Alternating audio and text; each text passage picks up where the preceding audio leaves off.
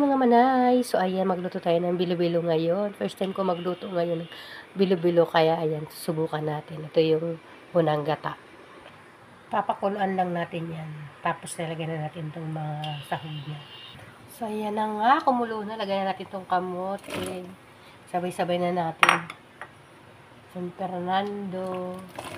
Yung San Fernando ko galing Calagwas, yung bigay ng kapatid ko.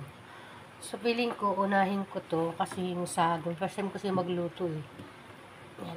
Mamaya na yung saging kasi di ba madali maluto yan. So, ito ilagay na natin itong bilo-bilo kasi hindi ko talaga alam kung paano. Ay, di ba parang kanin to. Tagal malutong konti. So, ilagay na natin to.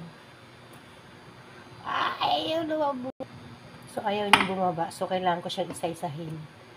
Ayan. Para mailagay ko.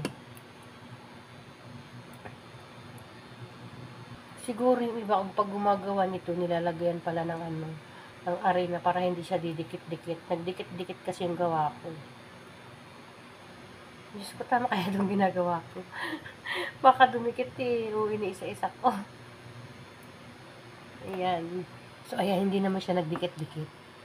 Ay, perfect. Nagdagan ko kaya. Ayan.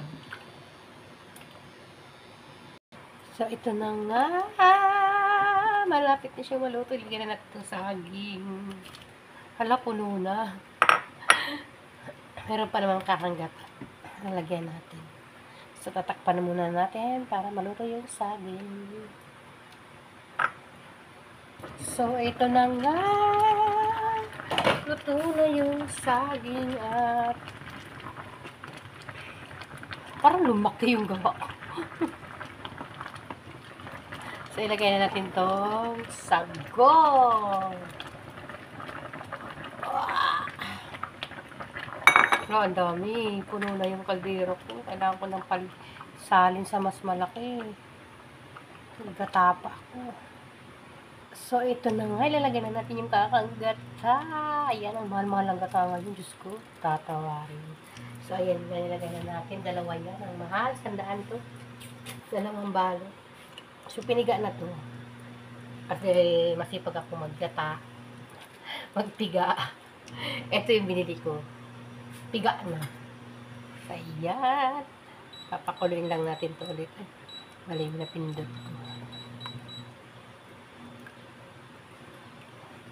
Ayan. Pero mas masarap to kung may langka daw. Bango. So, dahil ako ay walang asukal, ito ilalagay natin. Ayan. Gatas. So, ayan na nga. Pula siya dahil pulang asukal ang nilagay ko. Kaso kakaunti kulang. So, lalagyan natin ng gatas. Ayaw malaglag. Ayan nga, kulay violet siya kasi siya ay pang-ubi.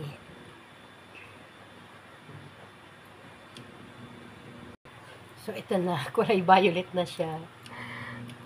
Lalagyan na natin ng ito, pang-pabango. Daming kartihan. So, ito yung lutong bahay lang to. Ito yung alam kong paraan na pagluto. Pero hindi talaga, first time ko magluto ngayon ng bilo-bilo. So, ubusan na natin to kasi wala na. Parang sobrang tamis na. So, ayan. Nandiyan na lang tayo. Follow and share naman. Babush. Kulay violet na siya.